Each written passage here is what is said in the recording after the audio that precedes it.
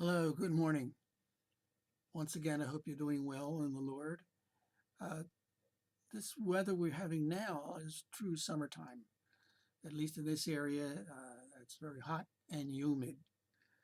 Uh, Many people like this weather, some others do not, as I'm in that last group.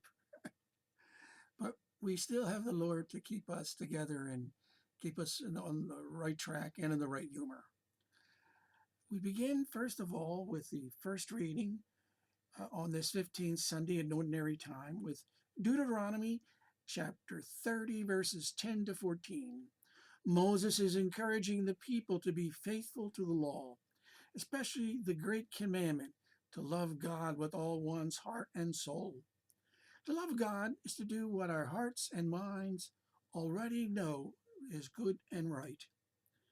In the third reading, the Luke chapter 10, verses 25 to 37, the scribe, or scholar of the law, responds to Jesus' question, saying, "You shall love the Lord your God with all your heart, with all your being, with all your strength, and with all your mind, and your neighbor as yourself."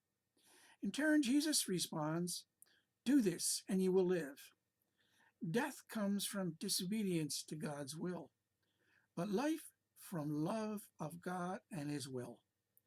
The scribe, who did not wish to appear shallow, since he had to move on so quickly with such an easy answer, did that he did not show any depth of knowledge, continued by asking Jesus, "And who is my neighbor?" Usually the term neighbor only included someone who was connected to one by blood or ethnic or religious lines, and not the alien. In the Old Testament, this issue of welcoming the alien or foreigner was addressed because there were times when the Israelite himself was an alien. The priest and the Levite passed the victim by because they would have to become ritually impure, according to the law, by coming into contact with the wounded man's blood. Besides, it was an oxymoron, an impossible contradiction, for there to be a good Samaritan. The Jews who worshipped in Jerusalem considered the Jews who worshipped in Samaria to be fake Jews, who desecrated true Judaism by worshiping in Samaria and not Jerusalem. Jesus was saying to the scribe that loving as God loves all of us is the love that God calls us to. Then Jesus said to him, "Go and do likewise." In the second reading, Paul's letter to the Colossians, chapter 1, verses 15 to 20. The notes in the New American Bible indicate concerning this reading, as the poetic arrangement indicates, these lines were probably an early Christian hymn that declares the absolute centrality of Jesus to our faith.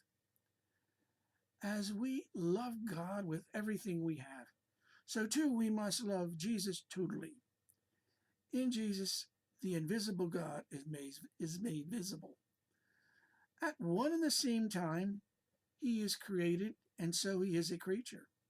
Yet also at one and the same time, the Creator, through him, at one and the same time, the Creator.